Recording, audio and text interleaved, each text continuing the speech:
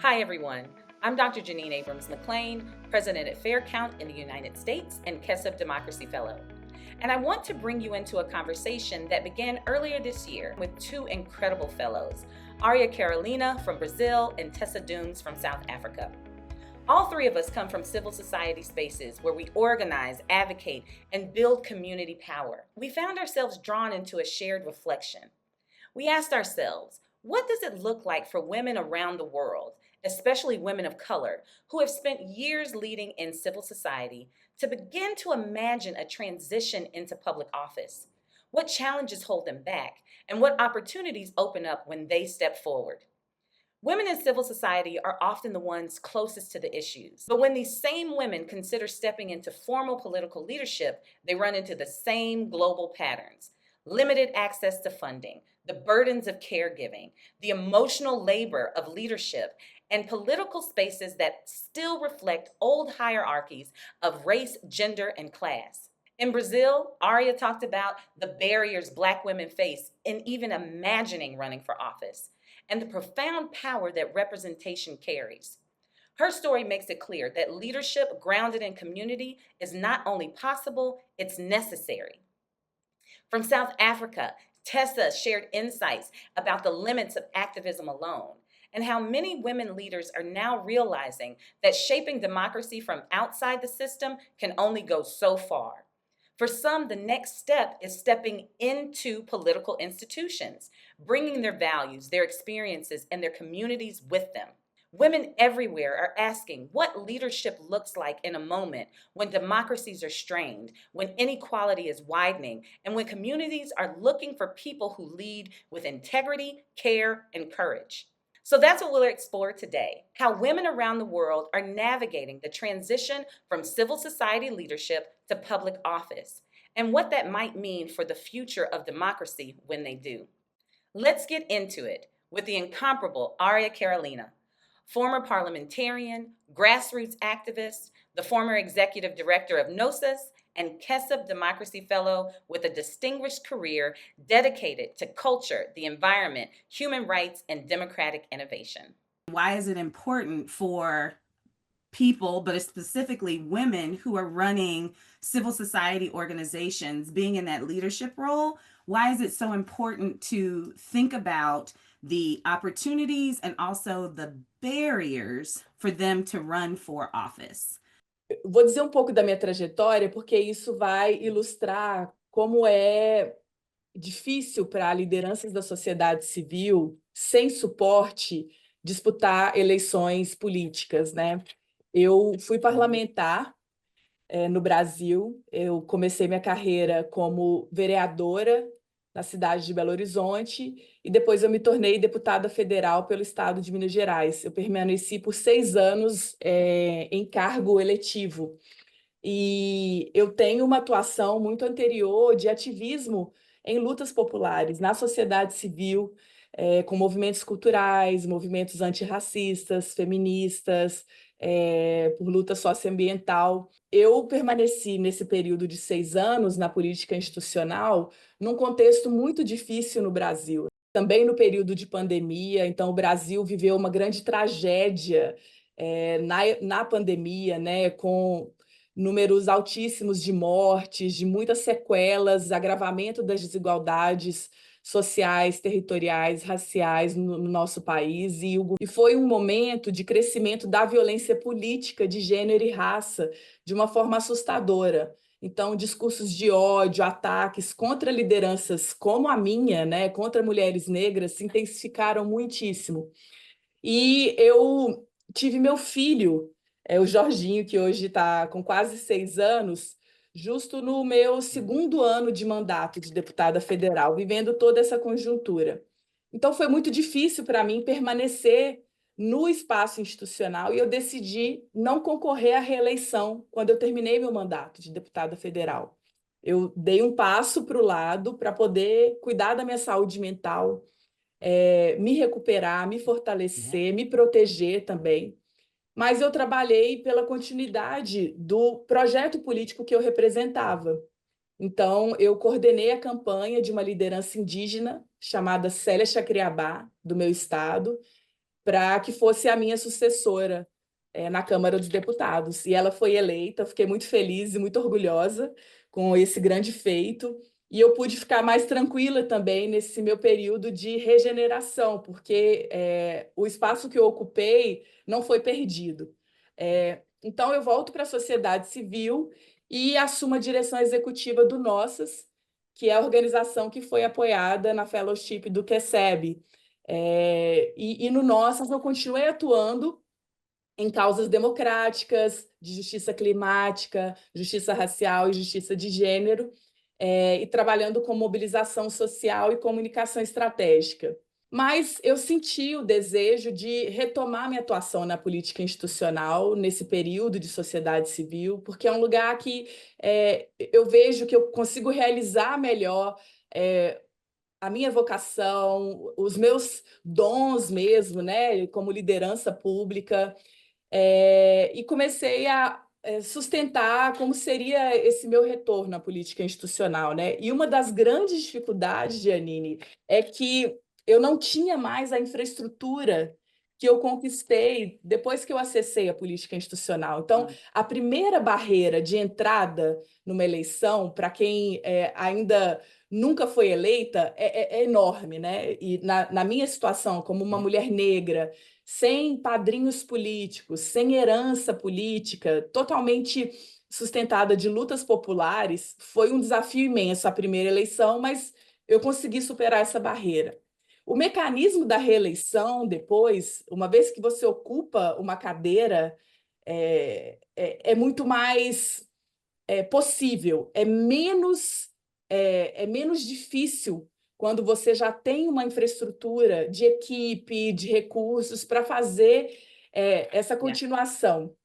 Então, quando eu retorno para a sociedade civil, eu perco completamente essa infraestrutura que me dava retaguarda para fazer a disputa política institucional. E é justamente nesse momento que eu recorro à QSEB, dizendo, olha, eu quero voltar, mas eu preciso de suporte, porque eu vou precisar me ausentar da organização do Nossas por uma questão de preservação ética mesmo, né? De uma organização de sociedade civil e um papel que eu vou cumprir de disputa eleitoral. A gente não pode ter conflito de interesse nisso. Então, eu precisei ficar desempregada para poder me preparar e planejar com a antecedência necessária esse novo projeto, né, de disputa eleitoral ao Senado no Brasil. Então, eu comecei a buscar todo tipo de apoio, né, falando em confiança com grupos que compreendem o valor dessa estratégia, já que eu sou uma liderança experimentada, uma liderança recordista de votos e que eu tenho uma viabilidade eleitoral muito consistente, né? Então, mesmo com todos esses atributos, eu não tenho as condições materiais para fazer essa jornada com toda a entrega, com toda a qualidade que eu preciso, né? Daí a importância de contar com esse suporte. Então, eu contei a minha história para dizer que é uma realidade recorrente para lideranças populares, lideranças de perfil de mulheres negras, indígenas, né, que têm um perfil de trabalho, né, da classe trabalhadora, como que essas pessoas vão ocupar o sistema político para torná-lo mais representativo se elas não contarem com essa infraestrutura que as classes dominantes já têm, né? Eles têm os recursos materiais, eles têm financiamento, eles têm suporte de redes para desempenharem o que eles quiserem. E é muito desigual essa competição em relação a nós. E, sobretudo, quando a gente está em posições de sociedade civil, geralmente são figuras de ativismo que não vão contar com recursos extras para fazer uma boa presença digital, para ter uma boa presença territorial de mobilização de segmentos, de grupos, ou mesmo para ter uma incidência na mídia, né, na imprensa, para poder colocar suas candidaturas em visibilidade. Então, esses desafios quase que são proibitivos para lideranças como a gente, se a gente não tiver suporte. Thank you for sharing your story. I think it's interesting how you went from political office to civil society and then thinking about or moving back into political office. One of the questions that I have is, we did this 2-year fellowship with KESA. One of the things that we consistently talked about was sort of like reimagining what democracy looks like in our respective countries, the US, Brazil, South Africa. And as you're moving back into political office, what are some things, some skills, or some strategies that you are taking from your time leading NOSAS in civil society? What do you think you can take with you that will make you an even more effective political leader? Jeanine, sem dúvida, é todo o aprendizado de articulação em ecossistema com coalizões, né? A minha história de mandatos sempre foi muito conectada com a participação popular, com a participação cívica. Mas eu aprimorei muito nesses últimos anos, liderando nossas, as estratégias de formação de coalizões, porque os nossos mandatos acabam sendo multicausas. A gente endereça questões climáticas, econômicas, territoriais, raciais, de segurança pública, de trabalho. Então, é muito importante que a gente tenha condição de produzir incidência, propostas legislativas, posicionamentos a partir de orientação da sociedade civil organizada. E o trabalho em coalizões dá mais robustez para isso. Então, eu quero continuar sendo uma facilitadora dessa presença do ativismo democrático na institucionalidade. Uma outra estratégia muito importante que eu aprendi no Nossas foi como utilizar a comunicação digital combinada com a presença territorial para a mobilização de grupos, né, para a mobilização popular. O Nossas é especializado em fazer campanhas de ativismo e combina muitas táticas em comunicação e mobilização. Então, eu entendo a importância do legislativo, ainda mais no Brasil, que o legislativo acabou ficando hipertrofiado, né? Tendo um peso muito maior do que deveria. O legislativo ele precisa ter também essa conexão direta com a cidadania e mandatos populares, já que nós somos poucas lideranças progressistas ainda, podem ter uma influência maior se tiverem essa conexão com quem está de fora. Então, eu vejo que, no Brasil, o legislativo ganhou uma influência excessiva por conta do orçamento público, né? Hoje, boa parte do orçamento público é decidido por emendas parlamentares. E é uma distorção no nosso sistema político, né? Isso foi uma captura gradativa do legislativo nos últimos anos para se apropriar do orçamento público de uma forma desproporcional. Então, fazer a disputa também para reequilibrar os poderes, né, o executivo e o judiciário com o legislativo, é algo que está na nossa orientação, entre as nossas prioridades, mas, antes de tudo, nós já temos um poder de destinação de recursos públicos que é muito relevante. E eu quero também fazer uma boa destinação para estruturar redes de políticas públicas. Só para exemplificar, Jeanine, nessa distorção que existe no orçamento público brasileiro, as políticas públicas planejadas pelos governos, pelo Poder Executivo, acabam ficando em segundo plano, porque os parlamentares destinam recursos sem esses critérios de análise técnica das políticas públicas. Então, a gente tem um papel também de ajudar a corrigir um pouco essas distorções para que os recursos que o nosso mandato poderia destinar a partir do legislativo sejam mais combinados com as orientações de políticas públicas. Então, eu vejo assim, que são aspectos de correção do próprio sistema político e, no mandato especificamente, de ser uma referência, um polo articulador de lutas, de formulações de sociedade civil que podem influenciar a tomada de decisão das legislações. Thank you for that. I didn't know was that you actually mentored your successor. We're thinking about the future of democracy. What kind of future do you envision being an example of someone shifting from civil society to politics? What type of future do you envision for those younger or newer leaders? Sim, passa justamente por formação de lideranças, a construção desse futuro, né?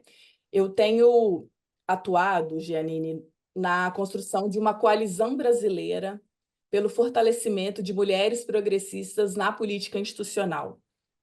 E essa coalizão, que ainda está em criação, reúne uma série de iniciativas que surgiram nos últimos anos do Brasil para apoiar lideranças de mulheres diversas, negras, indígenas, transexuais, lésbicas, para ocuparem a política institucional ou serem colaboradoras para que as mulheres consigam conquistar esses espaços.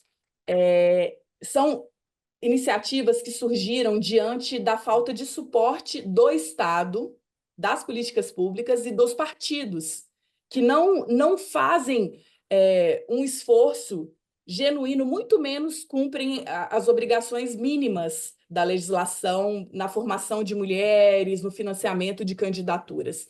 Então, a sociedade civil, vendo essa lacuna, se organizou de forma autônoma para amparar mulheres que sofrem violência política de gênero e raça, para fazer advocacy para a mudança da legislação, para que a Justiça Eleitoral fiscalize melhor os partidos e exija o cumprimento da legislação. No Brasil, existe um fenômeno que são as chamadas candidaturas laranjas, que é uma fraude eleitoral em que os partidos descumprem a obrigação de cotas de candidaturas de mulheres e colocam mulheres para serem como que fakes, candidatas que não são candidatas reais.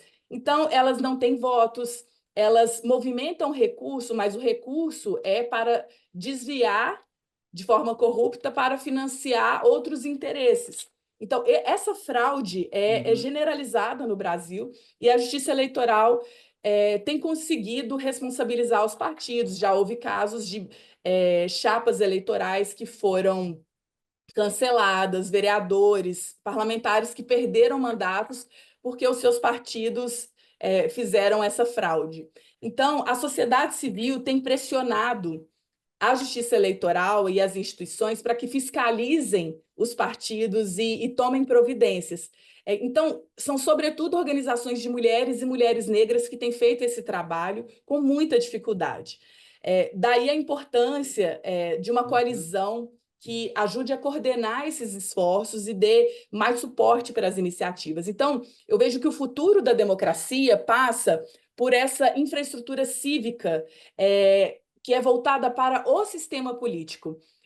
E a gente teria até que discutir, inclusive, o que se concebe como lobbying, porque muitas vezes essas iniciativas encontram dificuldades para serem financiadas porque elas são lidas como lobbying. Mas, na verdade, essas iniciativas são vitais para a democratização do sistema político. Se a gente não tiver essas iniciativas da sociedade civil, no caso brasileiro, a gente não vai conseguir mudar essa correlação de forças. Por isso que eu entendo que não é lobbying, pelo contrário, são condicionantes para que o sistema político brasileiro seja mais representativo. Não é para favorecer uma candidatura ou outra, um partido ou outro, mas para favorecer igualdade de gênero, igualdade racial e inclusão no sistema político brasileiro, né? Então, eu acho que a formação de lideranças que essas organizações têm feito é uma parte fundamental. Mas não se sustenta se a gente não estiver olhando para a regra, para o funcionamento dos partidos e do sistema político.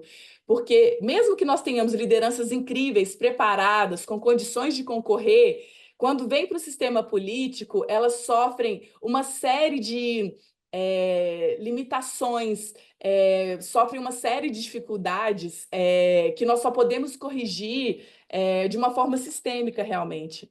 I think one of the things as you were talking that came up for me, and something that we're dealing here with in the US right now, is trust in the government, right? Leaders in civil society organizations, because we are nonpartisan, we're not going for one political party or another. I think that it's a lot easier for us to build trust in the communities that we serve. How do you think that moving from civil society, will you be able to take some of that trust over with you, or do you think that you'll lose some trust? Or how do you think trust in our democracy, trust in our politics will be impacted, not necessarily by you, but by civil society leaders moving from civil society to politics? How will that affect trust in our democracy? Sem dúvida, esse é um dos grandes dilemas da democracia há décadas. E eu acho, Giannini, que o caminho mais promissor, que é como eu experimentei, é o que eu conheço, está em recriar, reinventar formas de participação direta da cidadania na tomada de decisões. O Brasil teve grandes experiências de participação popular com conselhos de direitos, né, que são áreas de suporte à formulação de políticas públicas. Aqui no Brasil, a gente tem conselhos consultivos e conselhos deliberativos. Os conselhos deliberativos têm mais poder decisório, mas, ultimamente, esses conselhos foram sendo cooptados, foram sendo esvaziados, instrumentalizados, então eles perderam a relevância.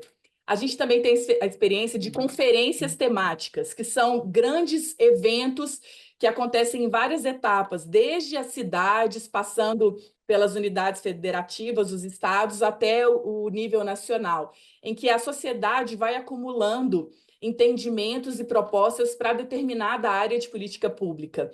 Então, as conferências deram origem a planos importantes, né? Planejamento de políticas públicas numa perspectiva de médio e longo prazo. Só que a implementação dos resultados dessas conferências sempre ficou muito atrás das suas promessas, e a população foi começando a desacreditar desse mecanismo. Depois a gente tem o orçamento participativo, que foi uma inovação no sistema brasileiro, né, com vários municípios, vários governos implementando formas diretas da população decidir sobre o orçamento público. Só que o orçamento participativo também foi capturado por interesses de poder econômico, por disputas clientelistas da política, e perdeu muita legitimidade. E ele passou a ser um instrumento também esvaziado, né? Muitas vezes a população aprovava uma determinada obra, uma determinada política com aquele recurso de financiamento e os governos não executavam. Então, as pessoas passaram a achar que não valia a pena participar disso. Então, o que eu acho que precisa ser retomado é esse compromisso com a participação direta das pessoas. Isso tem que acontecer desde a pequena escala até a grande escala. Não vejo outra forma de fazer confiança nas instituições sem uma presença ativa das pessoas. E, para isso, a gente tem que criar espaços comunitários, a gente precisa ter instâncias em que a população consegue participar e ver que o resultado da sua participação vai transformar alguma coisa, que não é só uma promessa. Eu acho que a gente precisa também de políticas para remunerar, financiar lideranças populares que cumprem uma função social. Por exemplo, cuidadores de áreas verdes, cuidadores de parques, cuidadores de nascentes de rios, pessoas que são lideranças de moradia social, pessoas que são lideranças, mestres da cultura popular, porque no contexto de precariedade econômica que essas pessoas vivem, é muito importante que elas tenham sustentação para fazer o trabalho cívico, né? Então, eu vejo que isso deve ser uma conquista de direito, para que as pessoas tenham condições de participar, porque a gente sabe, Giannini, que a participação custa muito caro, é tempo de vida, né? Numa sociedade em que as pessoas têm cada vez menos tempo para cuidar das suas famílias, para descansar. Então, se a participação é mais uma tarefa no meio de tantas, fica inviável para as pessoas mais pobres participarem, né? Então, eu acho que a gente tem que ter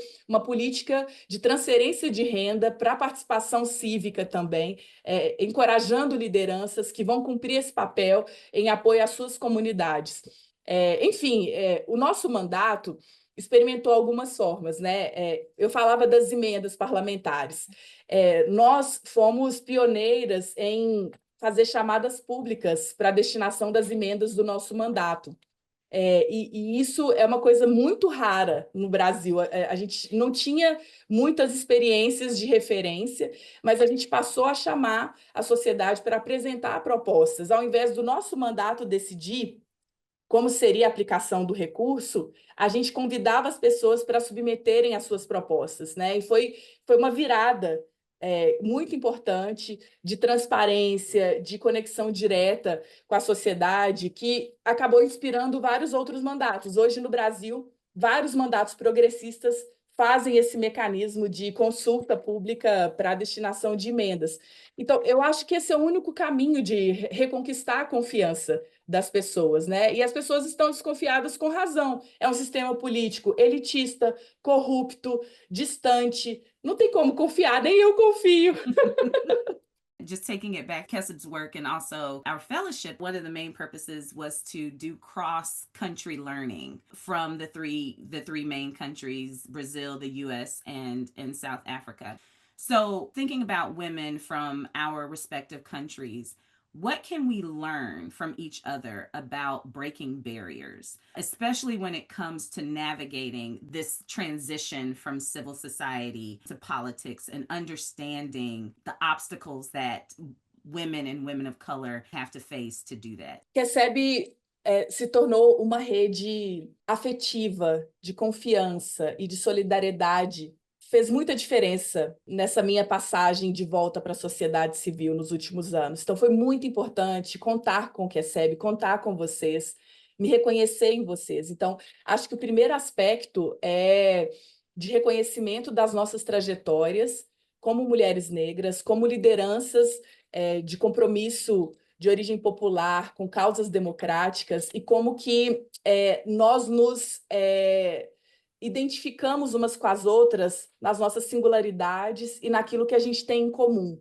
Então, nós enfrentamos o racismo de diferentes maneiras, mas é uma constante nas nossas vidas, né? Enfrentar o racismo institucional, o racismo estrutural, enfrentar as violências de gênero, sabendo que nos diferentes contextos, apesar das diferenças, ainda assim nós vamos passar por essas situações. Então, para mim, é muito valioso que a gente consiga trocar transnacionalmente e pensar estratégias em escala transnacional também.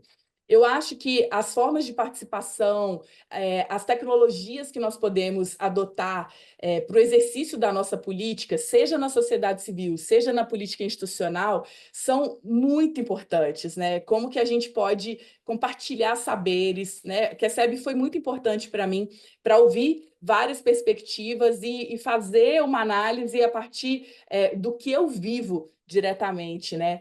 E acho que tem um aspecto de buscar solidariedade e suporte de forma internacional também, né? Mostrando que as nossas causas, elas fazem diferença no local e elas são imprescindíveis globalmente também. Eu acho que quando nós estamos nesse ambiente de acolhimento, de pensamento estratégico e de suporte, a gente tem muito mais condições de avançar, né? Eu me sinto muito mais fortalecida porque eu estou com vocês, né? Eu estou aqui com a minha rede, com as minhas parceiras do Brasil. É mais uma fonte de força, de ânimo, de encorajamento para eu continuar. Isso tem um valor imenso, porque a gente está lidando também o tempo inteiro com uma pressão sobre a nossa saúde mental, né? Num ambiente político muito adoecedor. As you are transitioning from civil society into politics, when you think about your son and the future that you want to create for him, what is something that brings you joy about what you're doing and about how it will impact him in the future? Claro, nós queremos transformar o mundo, mas transformar a partir de nós, transformar com pessoas mais íntegras, pessoas mais cuidadosas, pessoas mais generosas, mais gentis com a sua comunidade, pessoas que compreendem as injustiças e as desigualdades e se comprometem com a mudança dessas coisas. Então, o que eu quero para o Jorge é que ele seja cada vez mais inspirado por tudo isso e que ele possa viver num mundo melhor, evidentemente, porque mais e mais pessoas vão se inspirando e vão se comprometendo, né? E saber que essa ideia de cidadania não tá do lado de fora de casa, né? Não está do lado de fora do coração, é algo que a gente vive, né? Como um compromisso humano mesmo, de desenvolvimento, de querer que as outras pessoas e que todo mundo possa viver bem, né?